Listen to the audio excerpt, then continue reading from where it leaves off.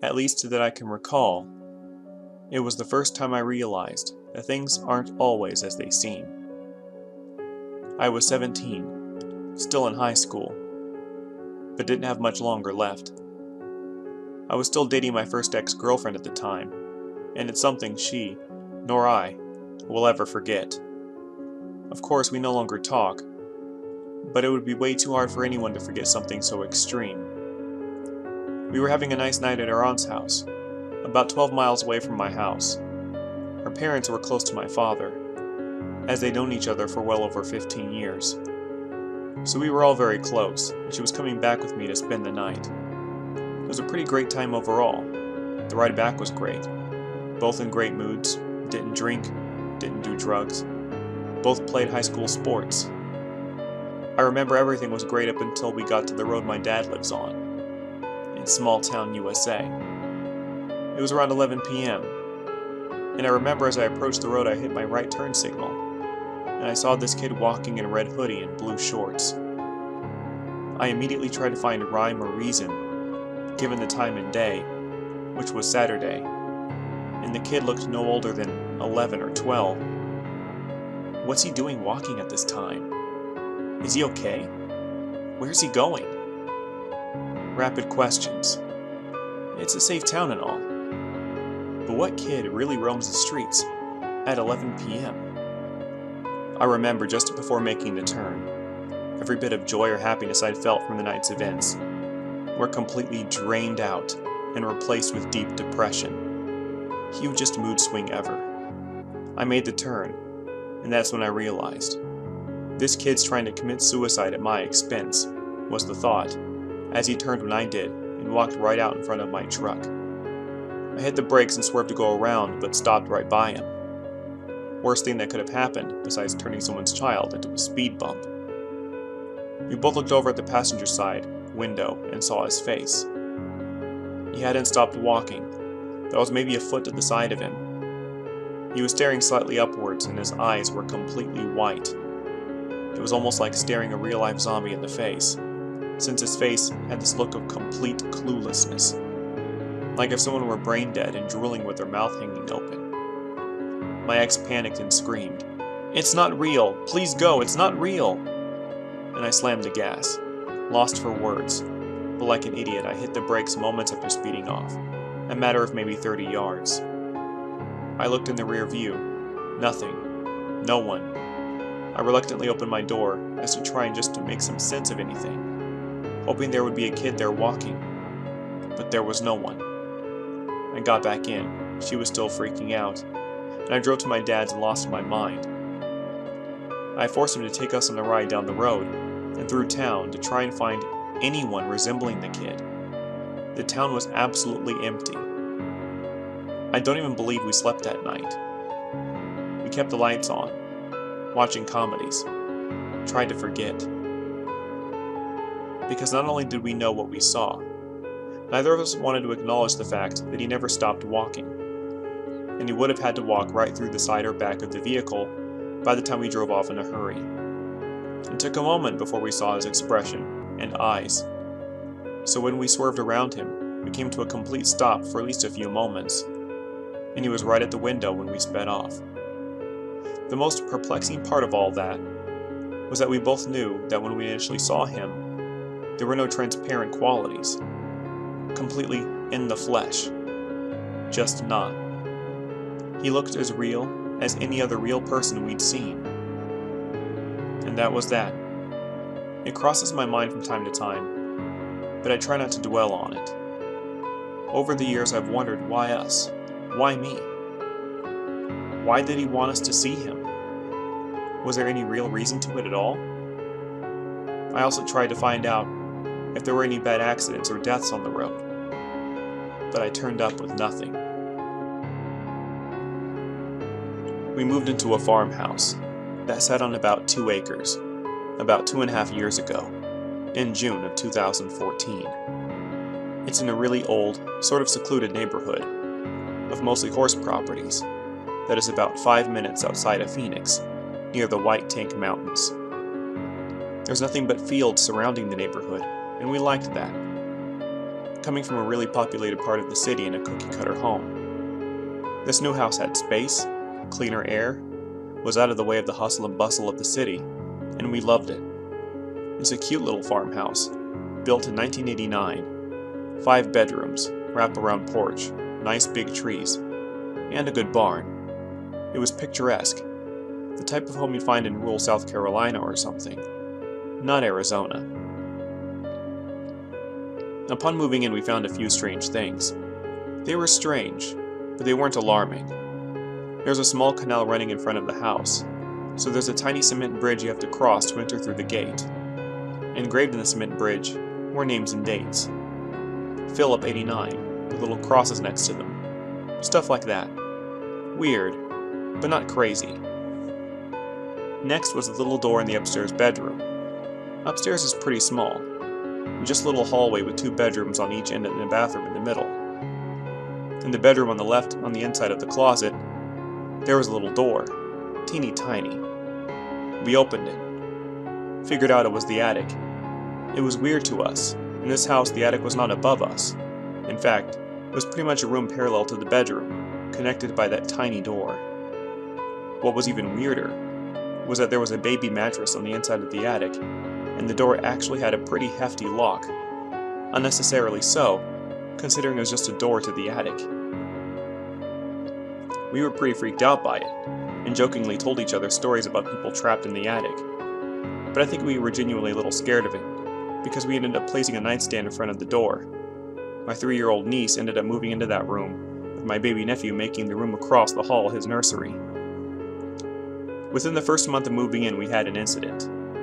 A dead cat head showed up on the porch. It was a black cat. Totally severed and gory. We were disgusted and confused. We were initially thinking it was a coyote, because they were abundant in our area, and loved to roam the streets of our neighborhood. But we had a gate and fence and everything that was quite high. We did have dogs, but they're small and kept indoors, and definitely don't have the capability to rip a cat's head off of its body. We threw away the cat head, scratching our heads. Then another one a few days later. This time, it was an orange cat, tinier, maybe a kitten. We warned the neighbors this time that there was an animal attacking cats, and to keep any pets indoors. And then, a week later, another one. A calico cat, full grown, just as gory as the others. We were stumped. We didn't know what to do, and why they kept specifically showing up on our porch. Nobody else in the neighborhood was reporting dead cats on their porch, or even on their property. That was 3 in the span of 1 month. Around this time was when my 3-year-old niece began talking to someone she called Mamas. When she was upstairs in her room, she would hide in her closet and play in there, and claim she was playing with Mamas. One day she had a full-on conversation with the space behind our couch, claiming Mamas was hiding there. We asked her to describe Mamas. She said Mamas likes to listen to her talk, but can't talk back. She also informed us very sadly that Mamas doesn't have eyes, and instead has little buttons, but it's okay, because she can still see through them. I've been home alone a lot in the house and have experienced a few weird things. I remember hanging out in the living room, and all of a sudden, hearing stomping upstairs and what sounded like a hushed argument.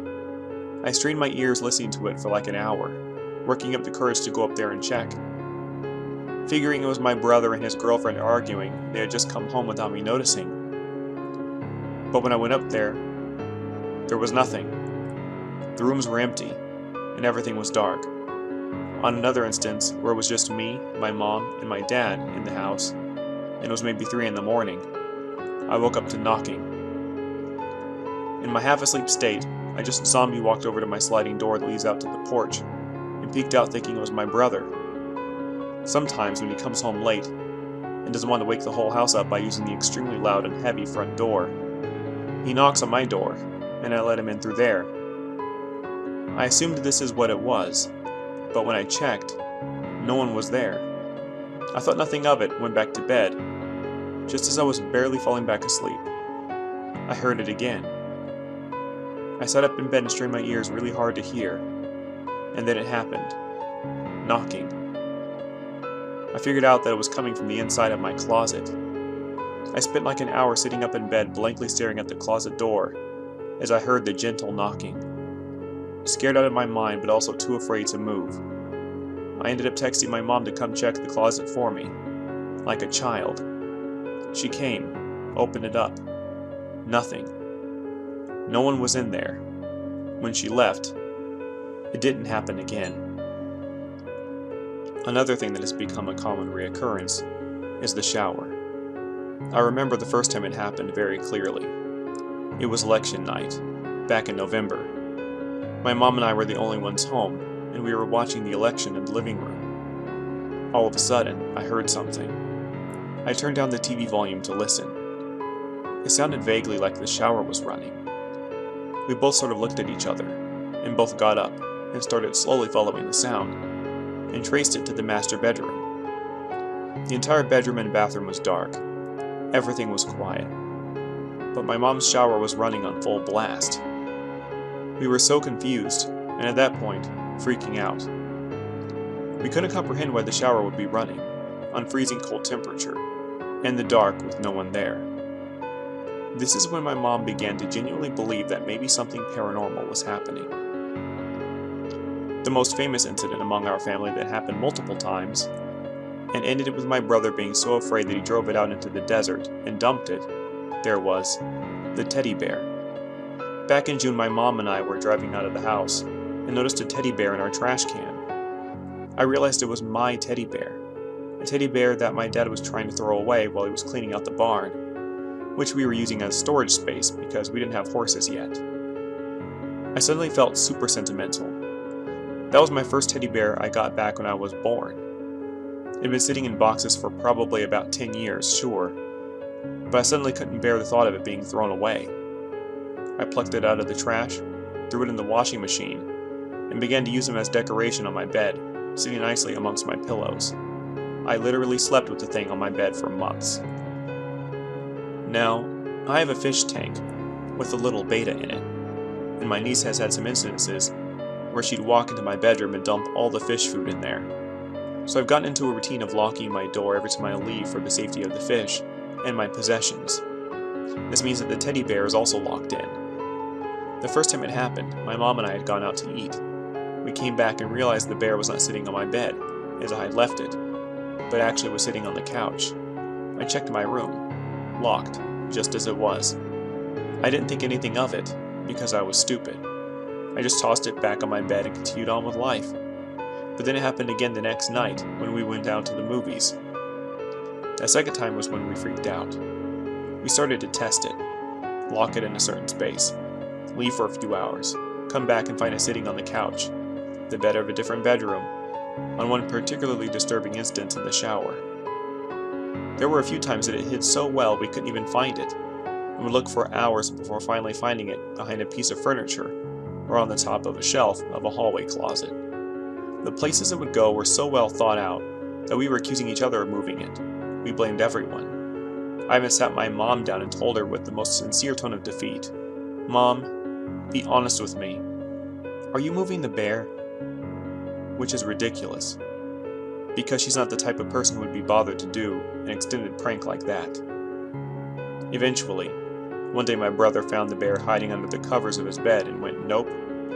He literally grabbed the bear, drove out into the desert, and flung it out the window without stopping. Nobody was upset, not even me.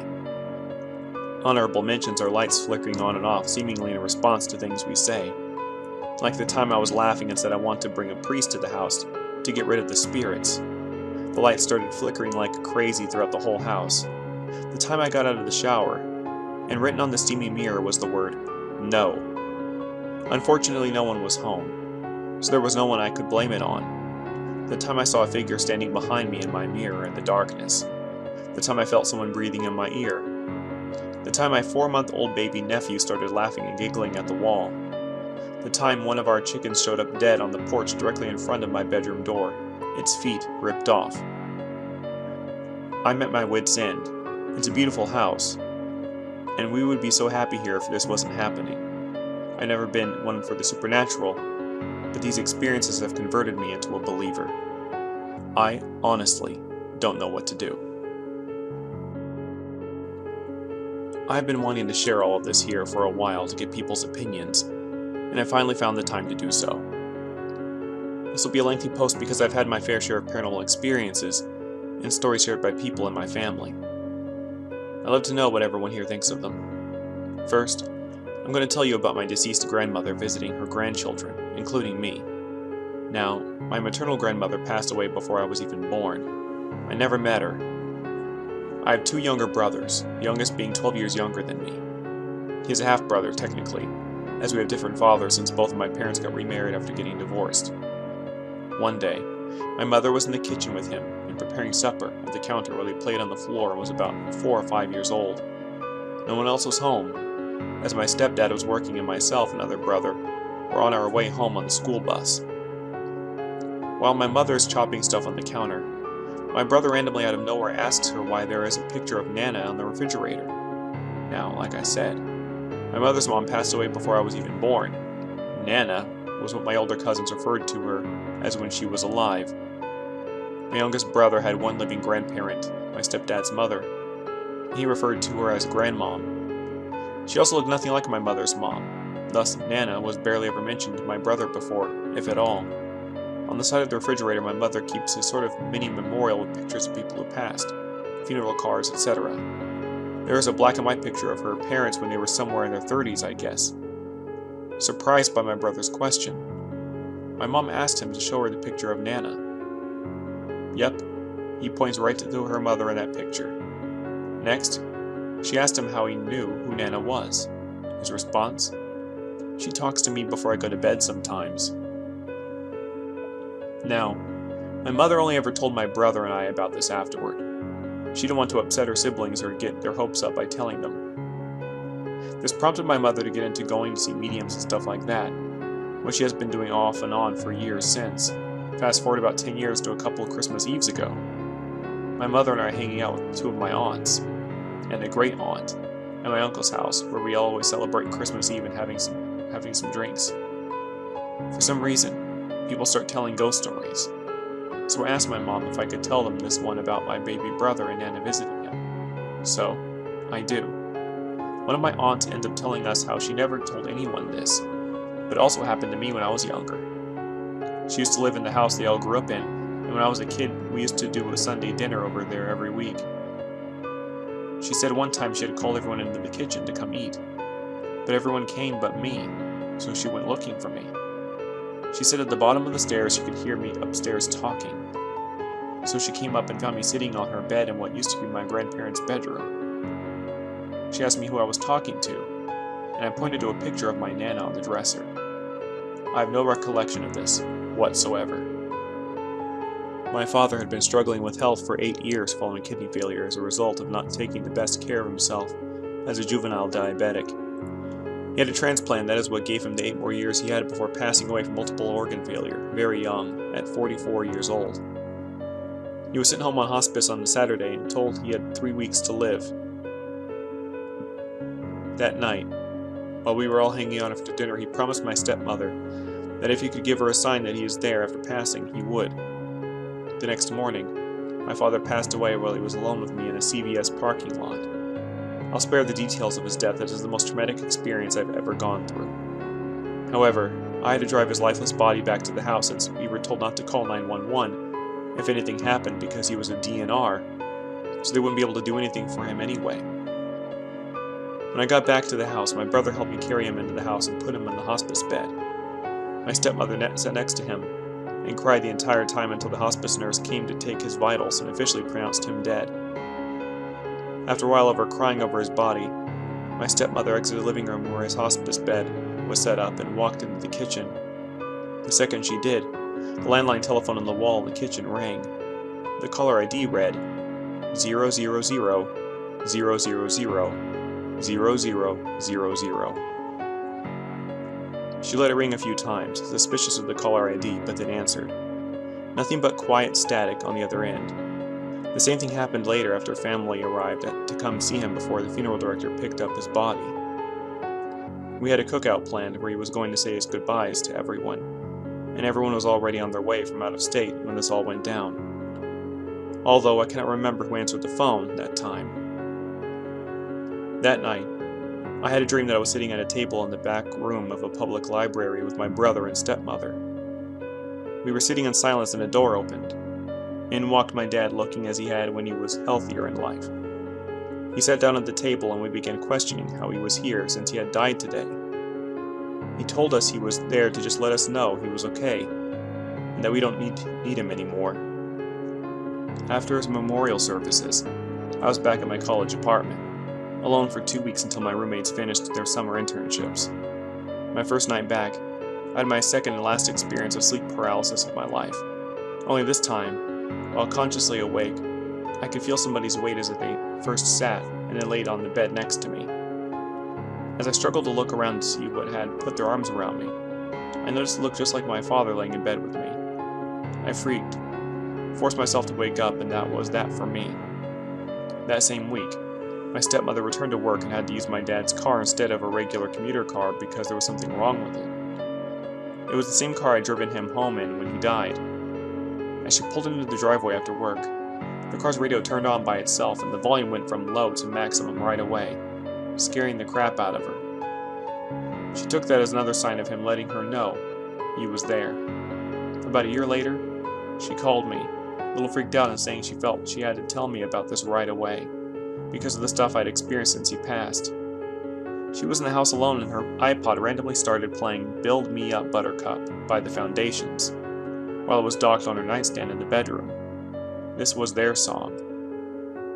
When she went to go look at the iPod, instead of the title of the song scrolling across the screen, it read, "Missing You."